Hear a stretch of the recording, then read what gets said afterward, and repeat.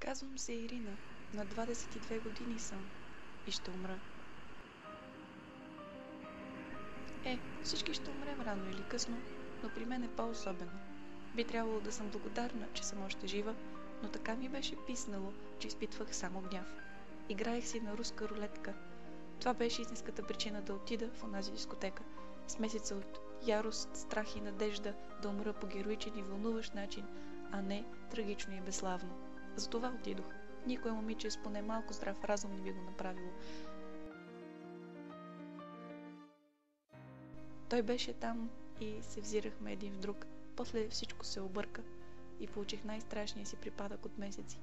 Младежът остана с мен, хвана ръката ми и не ме остави да пропадна през тънката преграда, която отделя нашия свят от онзи, другия.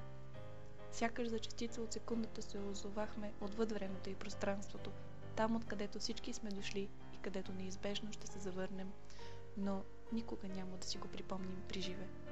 Мислех, че той е на моята възраст, че е с маркови дрехи, че е готин пич.